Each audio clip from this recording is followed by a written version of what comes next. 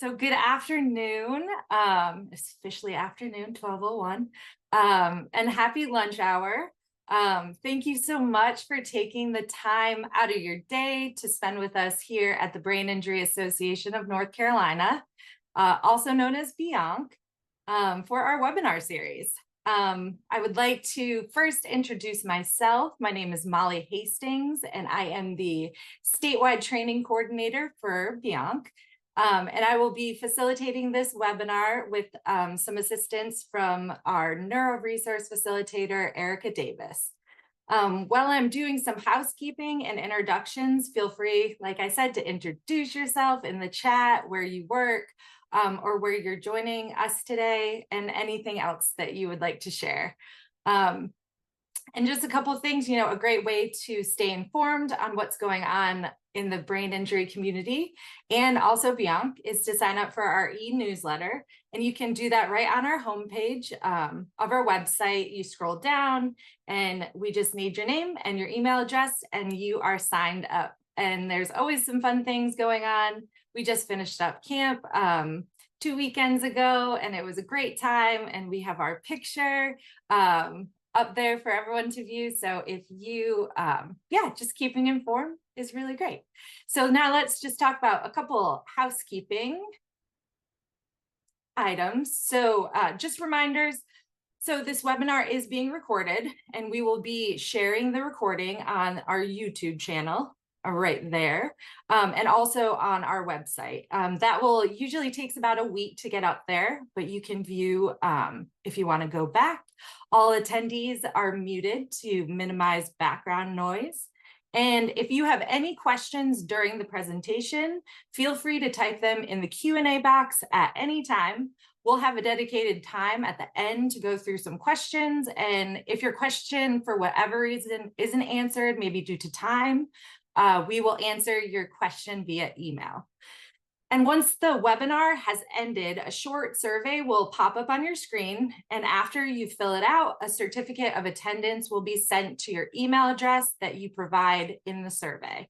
If for whatever reason that does not happen, feel free to email me at west@bianc.net, and I would be happy to send you that certificate of attendance. And lastly, just feel free to sit back, relax, and enjoy the presentation.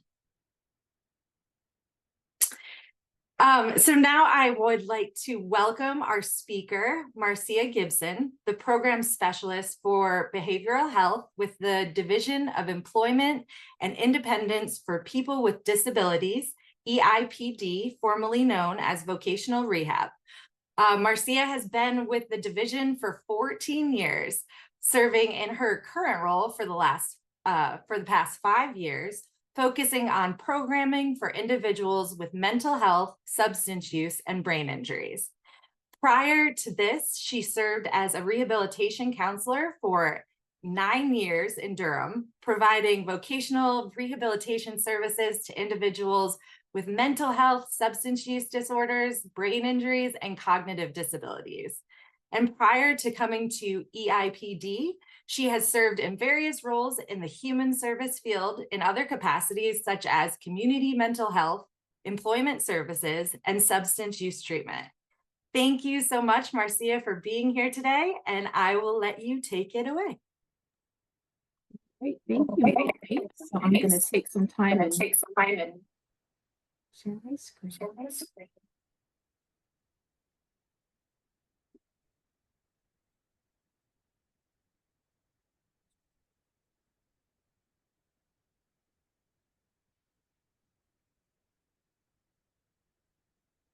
Want to check with everybody that you can see my screen. Good. All right, so thank you for the introduction, Molly, and thank you for putting this together. I know that there's always a lot of questions around our agency and more specifically with the brain injury community. So I thought this was a really good opportunity for me to come and talk to you about our services and really kind of get our name out there and really making sure that employment is a reality for individuals with brain injuries. So just like Molly mentioned, we were formerly Vocational Rehabilitation Services forever. And over the past 3 years, we did change our name. So we are being called now the Division of Employment Independence for People with Disabilities, EIPD. And a lot of people ask, why did you change your name? And one of the reasons why our agency looked at changing our name is because we really wanted, when our name is discussed with the community, it really aligns with what our goals and missions are as an agency. So hopefully over time, people will get used to the new name. I know that people still say vocational rehabilitation, which is totally okay. It'll definitely take some time to adjust. So some things that I wanted to go over today and just share with everybody. I wanted to talk about our mission and overview. So really give a really clear picture of what our agency does as a whole for people of North Carolina. Getting connected to EIPD. What are the steps? What does it look like? What can you do to initiate services with EIPD? Who is eligible for our services?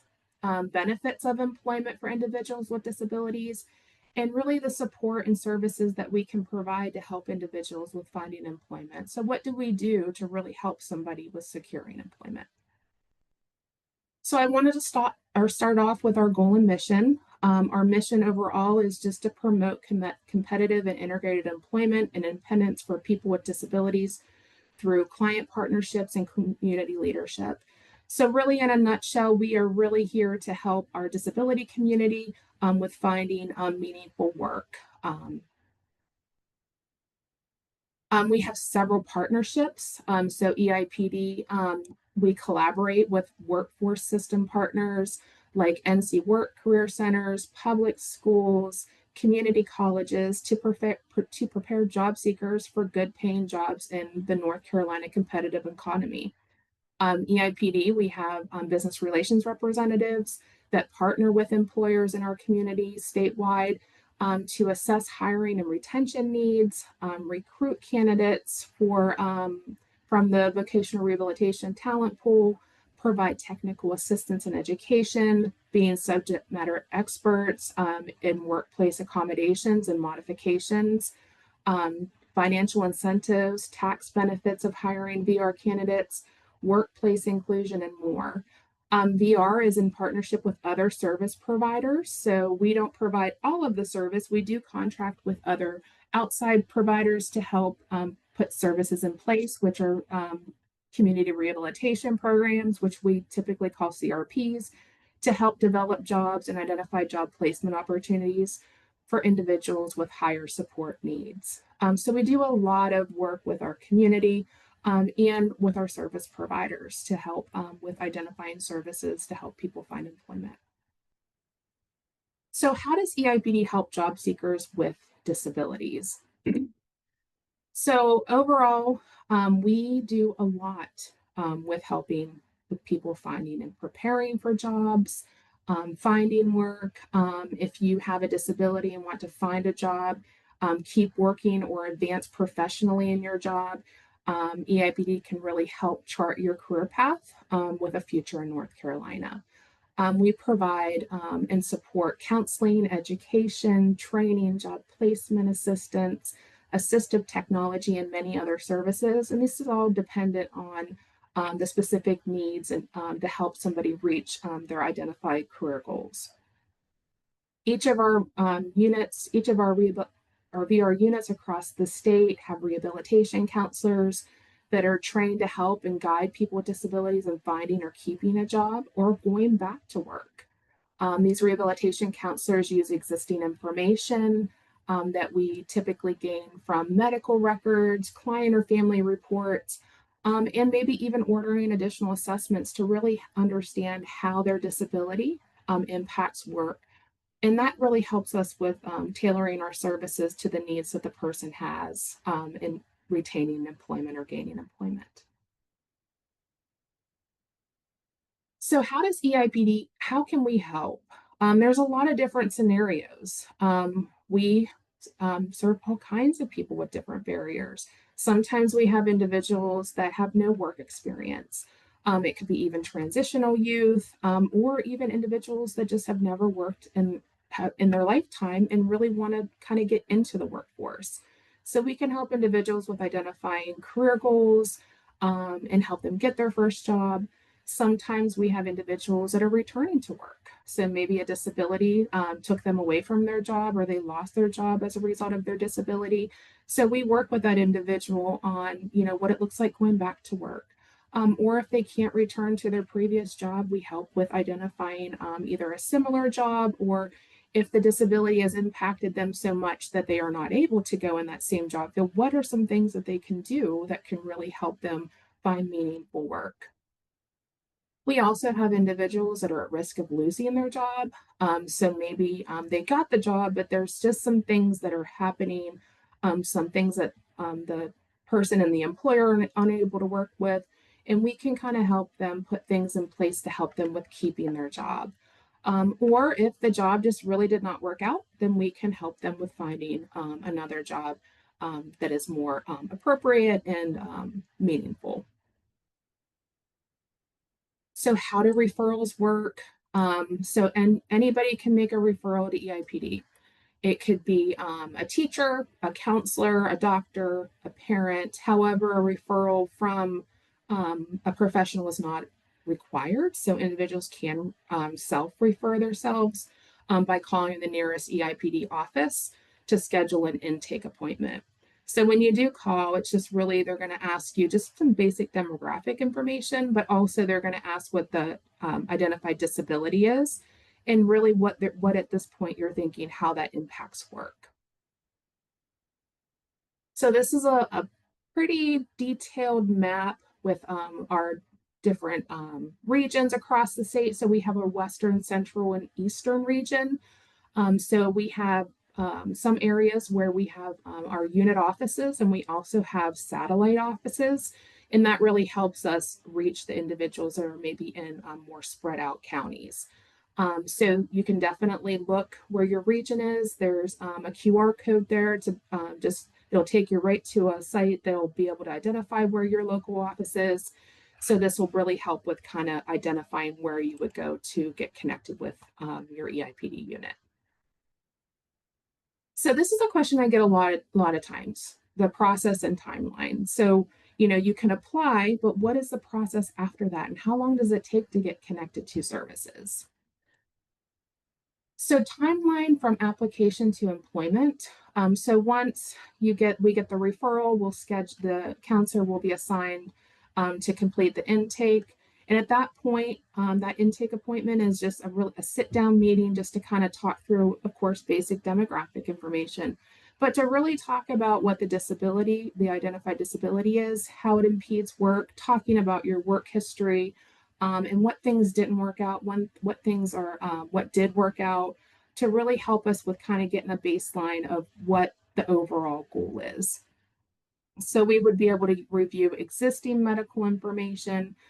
So if there are like a neuropsychological, a psychological, medical records from a doctor, you're more than welcome to submit those with the referral or bring those to the intake appointment. Or as we kind of go through that intake, if there are some additional assessments that we need to really help us kind of target where the issue is, we can do that as well. We can do work assessments or trial work periods. Now, the first stage from application to eligibility, our counselors do have 60 days to determine eligibility. Now, it does not mean that they have to take 60 days. That just gives us some flexibility to be able to get the information that we need. So during that appointment, we may have some HIPAA releases or or medical record releases that we call, and we request records from a medical doctor or professional. And that's what we use to document the disability. And it helps us kind of start with evaluating what are some of the barriers to employment. Once eligibility is determined, we have up to 90 days to develop a plan for employment, which I'll talk about next. But that doesn't mean we need to take 90 days. That 90-day period from eligibility to plan is just a time that we're gathering that information. So if there are some additional work assessments or something, vocational evaluation that we need to do, that really helps us with having that time to really get a clear picture of how we're going to move forward with services. because that's very important, because we want to make sure that we are putting things in line to help somebody be successful. And that kind of moves into our next phase, which is the individual plan for employment. This is where the individual will sit down with the rehabilitation counselor. They'll choose a job goal. So they'll kind of talk through what the person wants to achieve, and really kind of talk through some of the services that are needed to achieve that goal. And then they'll write the IPE up, and then we'll implement services. And why that IPE is so important is because that has our vocational goal. So what are we trying to achieve? But it also lists the services that we're going to put in place to help that person get a job. And services are always tailored to the individual need of the person. Now, from plan to the person getting employment, that varies from client to client. So it makes a difference of, how long services need to be implemented, the specific needs of the person, or there are additional things that we need to look at. But we really try to kind of jump in there and help with all of the things with employment related. Eligibility. So who's eligible for our services? So you have to be a legal resident of North Carolina and at least 14 years of age. Individuals must want to pursue competitive employment, so they must, at the time of application, want to work. Individuals face disability-related barriers to gaining or maintaining employment, so having difficulties as a result of their disability with either getting employment or maintaining employment. EIPD services are required to help reduce or eliminate these barriers, so the individual must require the services that we provide. Eligibility for Social Security beneficiaries, that's no different, but we do, when we are looking at somebody that does receive Social Security disability insurance or supplemental income, they are presumed eligible for our services, which means they are eligible, but we do still need to gather that medical information to solidify the diagnosis and really kind of understand what is the barriers to employment. Working with an EIPD counselor, the individual will pick an employment goal and develop an individual plan for employment, just like all of the other people that apply for services. SSI, SSDI beneficiaries will be referred to a benefits counselor to talk about how earned income can impact how work can impact their earned income. EIPD will also include documentation of the individual's disabilities and barriers to employment for their case file. So really, it's just kind of the same process, but we really want to help individuals make informed decisions. So we do encourage benefits counseling because that really helps a person understand where they want to go in terms of their employment journey. Disability groups that we serve, disabilities must be chronic in nature, so we don't serve individuals with acute conditions. And conditions that fall into that is usually cognitive or developmental, chronic physical disabilities, mental and behavioral health, sensory disabilities, substance use disorders, deaf and hard of hearing. Those are usually the common ones, but it really is a spectrum of disabilities that we serve. So overview of EIPD job seeker services. So what do we do? So with the job related services, so we kind of have them broken into core services. So there's 5 on your screen, and I'm just going to kind of describe a little bit. So search assistance, which is activities that support and assist a consumer in searching for appropriate employment. So those could be things like developing a resume, revising a resume, identifying appropriate job opportunities, developing interview skills, mock interviewing, and making contacts with companies on behalf of the individual. Now, we also have job placement services, which kind of is under that job related services. And this is just a referral to a specific job that results in an interview. So that would be a result of our relationship with an outside employer. I do always like to say that we don't have a ton of employers. That is still a work in progress. But our different areas, we have relationships with certain employers that sometimes we can call that employer, say, we have a person that meets the needs of your company and we can make that direct placement. On the job support, so whenever a person does get a job, providing that coaching and support, follow up and follow along support on continued support for that person, support from EIPD that helps with successful retention on the job. We also support training, and that can be several things. So, job training and coaching. So, that's more like your traditional supported employment, work adjustment, IPS, brain injury support services, post secondary and short term training, which is either your long term college level training or even a short term certificate based training. We also support diagnosis and treatment of impairments. So, if there is treatment that is not available or supported through a comparable benefit, typically insurance or other resources that pay for necessary treatment, and these are treatment services that either correct or substantially reduce physical disabilities, that is either stable or slowly progressive, and that result in decreasing impediments to employment. So really, that's if there are things that are a result medical necessity, then we can come in and help those, because those things are going to help that person perform better and find and have better employment opportunities. Rehabilitation technology.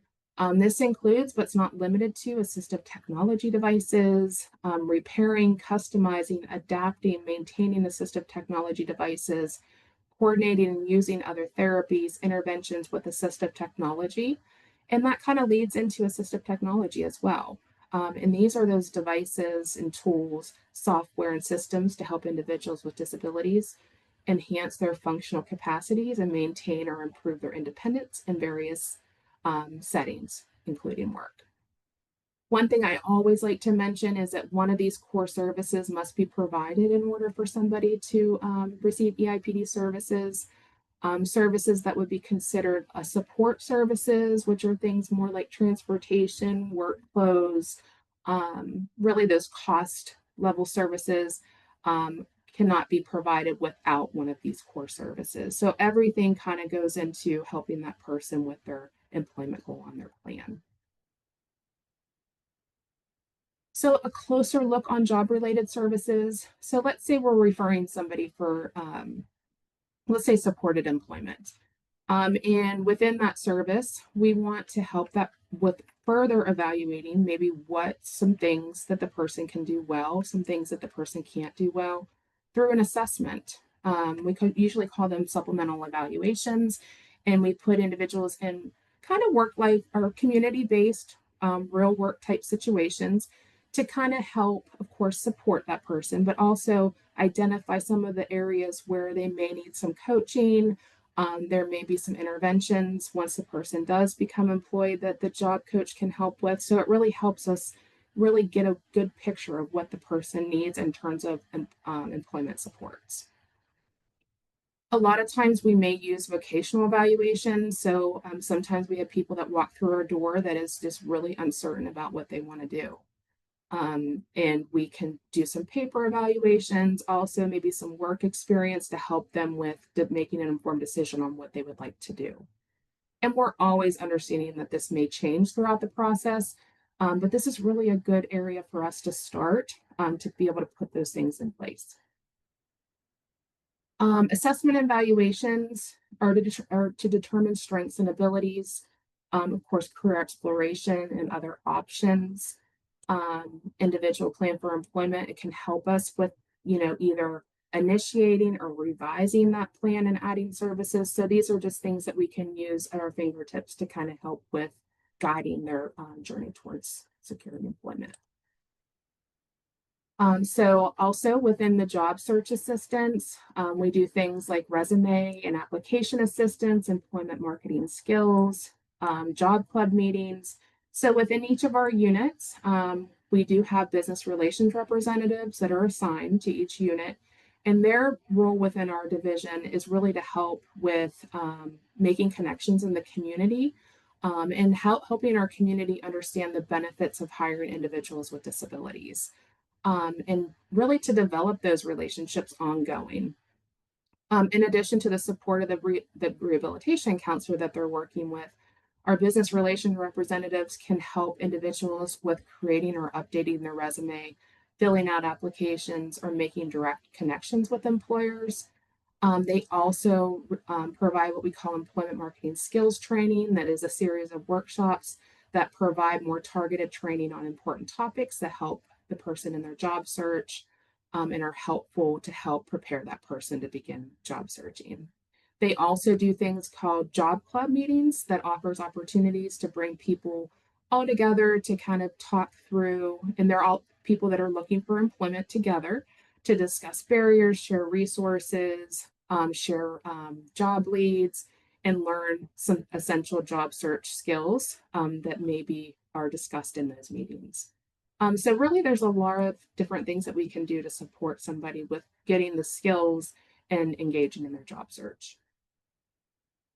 So work experience. So there are several things that we can do. On the job training is one service that for individuals who, as a result of their disabling condition, require more specific vocational preparation than the average worker employed with the same job. So we work with an employer on, supplementing the wages as the person begins employment for a time period with the result of them being competitively employed with that employer.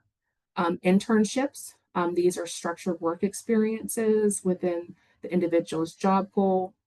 These experiences are intended to provide exposure to a specific work setting, build confidence in a specific industry, generate opportunities to practice hard skills that can transfer into competitive employment, and create industry specific networks that will be beneficial to the person seeking competitive employment. Disability management. So a lot of times we hear that individuals have difficulties with identifying or even requesting an accommodation from an employer. And that's where we can work with either the individual or the business on what are some appropriate accommodations. Of course, benefits counseling, so putting that in place so the individual understands how their working will impact their benefits and really how to self-advocate for themselves. Because we know we're not going to be there forever, but we want to give them enough confidence to be able to advocate for the different needs that they have throughout the lifetime of the job.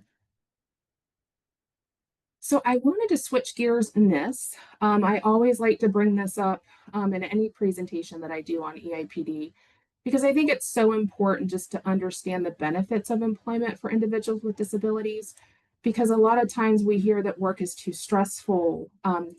Either somebody would never be able to, work or whatever. They've been hearing these things. So really, what are some of the benefits that individuals with disabilities can find from employment? Of course, income. Having additional income to, of course, offset financial stressors, but also be able to do some things that they enjoy. Maybe a hobby, maybe a group or something, just having that extra income. It improves their quality of life by allowing feelings of being productive and involved in their communities, really increases their ability to socialize in their communities and expand their natural supports and professional connections.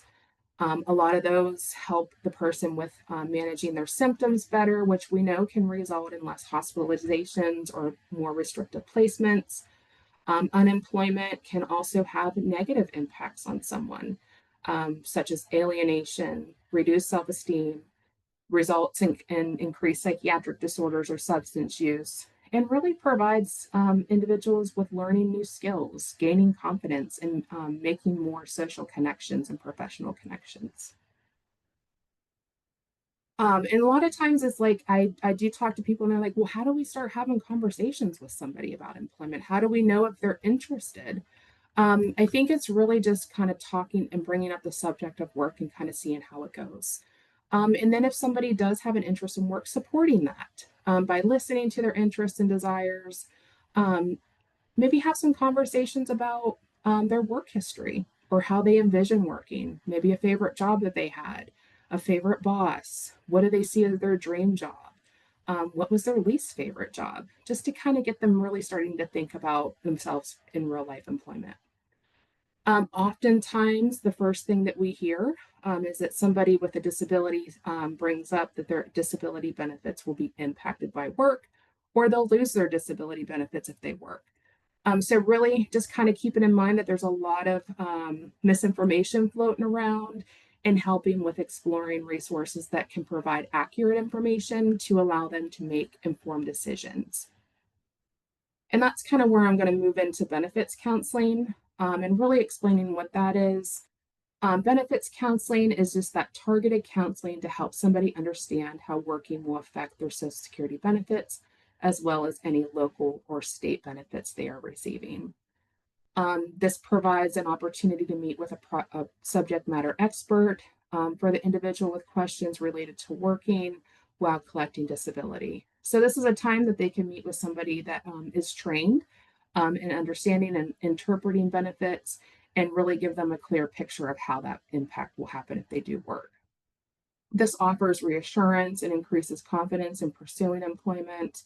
It will reduce fears about losing their benefits, and really promotes financial stability. So it's not just meeting with somebody initially. It's kind of planning. Like if you want to start here, what will happen if you want to advance in employment, things like that. So there's a lot of discussions that can be had, and the benefits counselors are so instrumental in being able to make that a possibility for somebody. So how do you access benefits counseling? There is several ways to access benefits counseling in our state. Of course, if they're an applicant or somebody receiving services from EIPD, we can make a referral to a work incentive benefits counselor. They can also call the Ticket to Work helpline, which the number is on the screen, and ask for a referral to a benefits counselor. We also just in May launched NCDB 101, which is a really amazing tool that's user friendly. It's a website that helps work through myths and confusion on Social Security benefits, healthcare, employment, and more. I added the link here, so you can always go on and just kind of, play with it and kind of see what it has to offer. It has I think they call it an estimator, where you can kind of put in information on your specific situation, and it'll kind of spell out how your disability benefits will be impacted. It's a really cool tool that we encourage people to use and share with your communities, because we really want people to really feel that employment's a reality. So employment services and support, and I know I'm talking to a group of individuals that either have brain injuries, support individuals with brain injuries, and I wanted to kind of talk a little bit about some services that I see that are more specific that individuals with brain injuries that come through our doors receive. Now, just to know that it's not limited to, these are not the services that everybody will receive. It's just really to kind of get a good understanding of some of those. I wanted to start with supported employment, which I know that there's a lot of talk around supported employment, not even just in the brain injury community, but all over the place. But supported employment is just the goal is to provide community-based employment services for individuals with significant and most significant disabilities. So this is a more targeted, more intensive service that helps individuals with maybe more significant disabilities with finding employment. They provide assessments of vocational needs and skills used to acquire successful employment. So there are opportunities to maybe do some assessments to kind of see where somebody's at in terms of their skill level with employment. And those are what are helpful, because they will be assigned to somebody to work one-on-one with a job coach to develop skills, of course, engage in a job search and look for employment, and also to work with that person and make direct engagement with the community and employers to increase the likelihood of successful employment placement. The job coach will provide on-site intensive training to assist in learning the essential job duties and develop strategies that assist with overcoming disability-related challenges. So that person will come in and they will kind of work with the employer and put some strategies in place that will help that person be successful. They will work with the employer if there's any accommodations that need to be put in place. So they're very instrumental in helping set things up for somebody to be successful. Then once the person has learned and mastered the job, essentially, develop those strategies and have overcome some of the challenges, then there is a place in the service that we look at stabilization. And that's where we're saying, okay, the person has overcome these things are in place, they can be successful, but we're not going to go away. We're just going to fade a little bit out, which means we'll just continue to provide follow along supports for the duration of the job. Once the individual reaches the goals of securing employment or maintaining employment long term, vocational supports will be funded through state or Medicaid funds. So we will fund the up to the point the person gets a job and 90 days worth of follow along supports, and then they will transition over to state or Medicaid funds for continued follow along support. We also have our brain injury support services, which I think is very important to this group as well. And I don't think it's out there as much. So I'm really glad to have the opportunity to talk about this because it is an amazing program that has helped a lot of people across our state. So our brain injury support services is an outcome-based comprehensive service that serves the consumer from an assessment phase. So they do meet with somebody, do an assessment of needs. So they will kind of get a baseline of, medical information. So if there's like a neuropsych or get an idea, and then they will kind of move into job development and placement, leading to closure and then extended follow-along supports. This incorporates a therapeutic cognitive rehabilitation component that assists individuals with brain injuries towards the goal of successful adjustment, address limitations, whether it be cognitive, physical, or both. Cognitive rehabilitation can help individuals with developing strategies, with overcoming some of the common limitations that individuals with brain injuries experience, things like memory, attention span, cognitive processing, organization, and problem solving.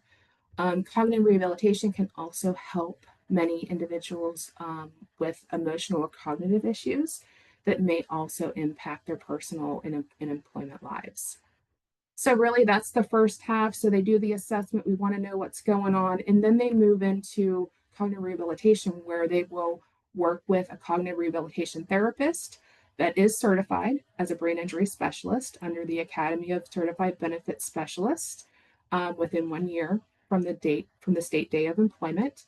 And they do continue to work with them on developing these strategies and really help target and develop goals, identifying job goals that they would like to do, working with that person on identifying a job goal. So there's a lot that happens in that phase because eventually once they're done with the cognitive rehab, we move them right into what we call as our employment independence phase, where they are working one-on-one with that job coach to help with finding a meaningful employment.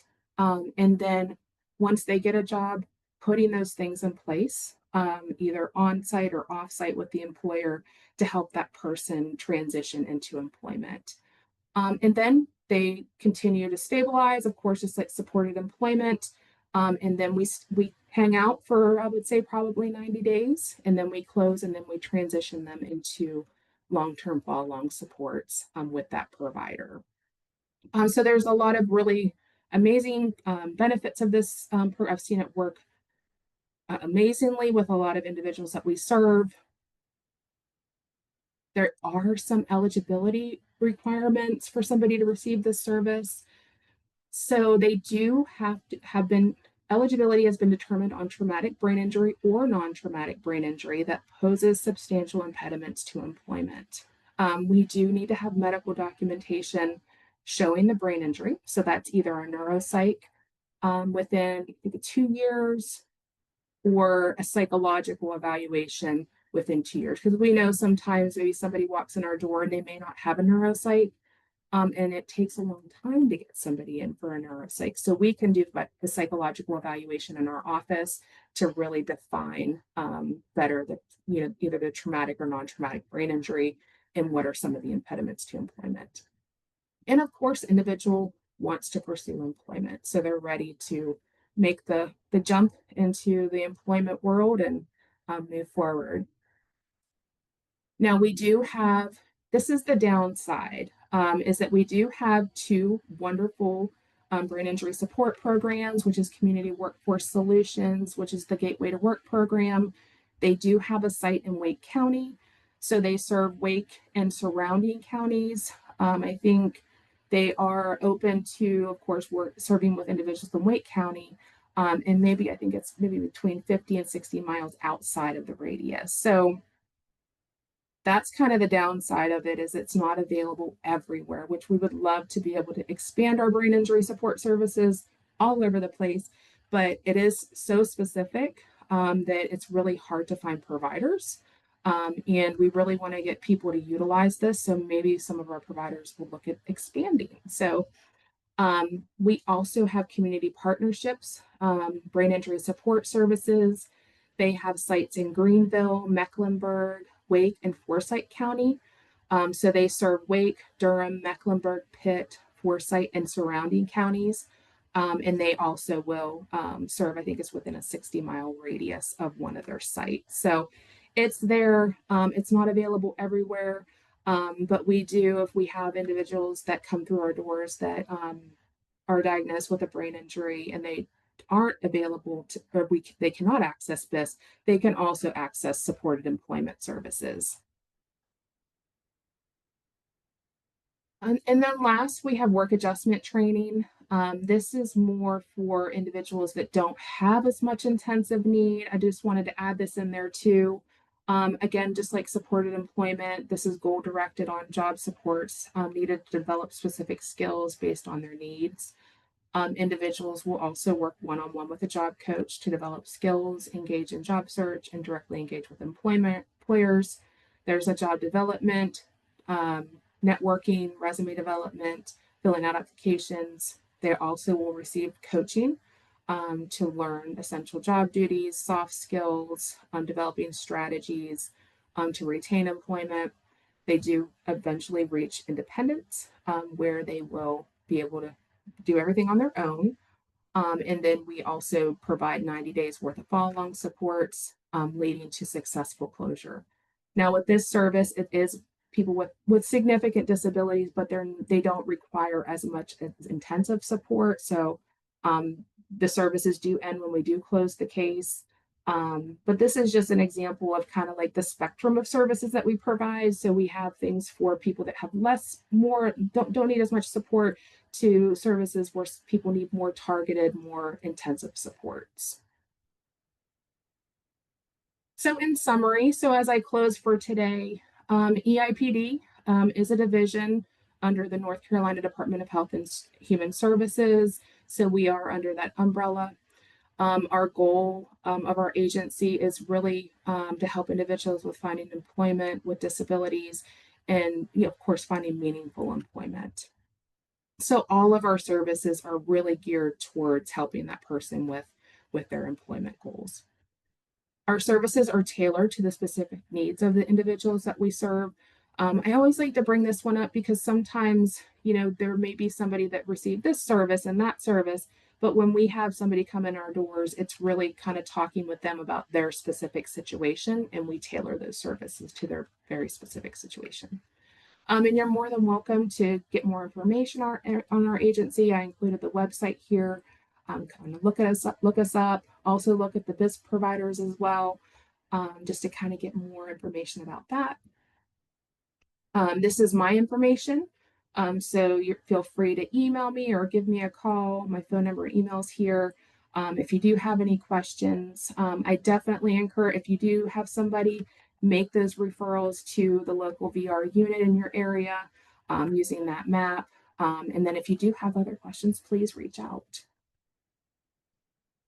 And Erica, I think this is where or Molly, I'm gonna leave it open for questions. Oh, thank you so much. So are there any questions from the group? I think I had one come in privately, or like just for, so I will do that, but feel free to write it in the Q&A or in the chat. We're monitoring both. Are there any services that help employers understand and support employee or potential employees that are individuals living with brain injury? Yes. So, I mean, a lot of times like I said, I mentioned our business relations representatives works with the community on understanding the benefits of helping somebody with a brain injury. But we also, within our BIS services, that's a lot what the job coaches do whenever they go and do networking with employers, is it's really understanding the purpose and what are some of the things that individuals with brain injuries may need. So yes, the answer is yes to that. So great to hear. I do have a question.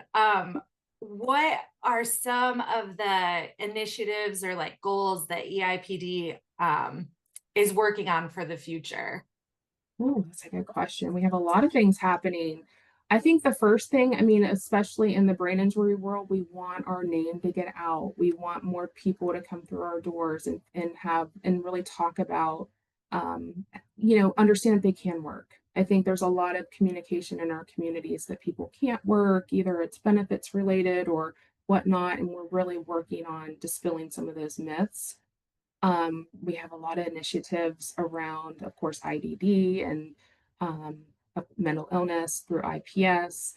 But I think the really big thing is just making sure that people understand that we're here. And then if they do have questions about the services that we provide, to be able to reach out to either the unit office or myself to kind of help with any other questions that you may have. So I think that's like a big one, Molly, is just really getting out there. Yeah, I think that's so important. And, the more that we get your services out there, the better, hopefully we could expand that BISS, to reach more areas. I know I live in Asheville, so I was like Googling what's the 60-mile radius I can't remember the closest location. So that's very important. Yes, Alicia, there will be access to the webinar later on our website or also on our YouTube channel. And so if you go to our website, there's a little tab that says trainings and webinars, and then it will be down there. But also give us about a week. Sometimes it takes a little bit to upload those and edit the videos. So thank you. I do have another question. Sure. Welcome. Yeah. So do you have any success stories that you could share of just what you've seen of people overcoming barriers and, finding that meaningful work? Good one, Molly. So, I mean, a lot of times what I see is that how important that cognitive rehabilitation part of the brain injury support services can really help somebody develop those strategies. And I have seen people complete and get employment in like IT jobs or something of that nature. It's not just entry level work that we're thinking about, that it really can be targeted towards like a larger career goal. So I mean, I can't think of any like specifically offhand, but I do see a lot of success, especially with brain injuries, with more advanced type of jobs in different areas. Either, I mean, if there's training that is needed, that we can kind of put those things in place to make that a reality. So I'll have to sit on that question on specific cases, but I mean, I think it's really just people finding employment that is meaningful to them, and it's not just putting somebody in a job. It's something that they want to do. Yeah, I think when you were explaining the services that you do provide and the assistance that you give and the job training and, in the brain injury community, we like to say if you've seen one brain injury, then you've only Right. seen one brain injury. So a lot of the time it's very tailored and very different from case to case. But I think the individuality of the services that you provide and getting to know the person, especially when it comes to a job coach, Mhm. getting to know that individual and finding out their likes and, what they would like to do is just so important, and very just a great aspect of your life to fulfill. So, Absolutely. yeah. Oh, any other questions from the group? I'm gonna get. I think that the presentation, I had questions as I was and then you would answer them. So I was crossing them out. I was like, this is very thorough. So, All right. Well, I guess we will close that. I just want to thank you so much, Marcia, for being here today and sharing this valuable information with our community. And again, this will be on our website and on our YouTube channel. So if you would like to share or reference it later, it is here. And also Marcia shared her direct contact info. So please reach out to her if you have any questions or have somebody that you would like to refer to EIPD. And one thing I wanted to add too, Molly, if there's anybody on the call that has that they're working with an agency, or maybe if that, I mean, just if you would like to maybe have somebody from our agency come speak to your organization, let me know, because it might not be me, but we do have various units across the state that we're really encouraging outreach, and that would help us really help kind of target some areas and some businesses or agencies within the community. So if that's something that you're interested in, please reach out and we can make it happen. So great. All right. Thank you. I'll wait a little bit so those can come in. And just a reminder that once I hit the end button, a survey will pop up. And if you just fill it out very quickly, it also helps us with future webinars, what anyone would like to hear more information on. There's a lot of resources across North Carolina, and we would love to just bring, the specialists and the people that are doing the work to our webinar series and share what they do and how it can benefit our community. So thank you so much from everyone at the Brain Injury Association in North Carolina. I hope everyone has a great day.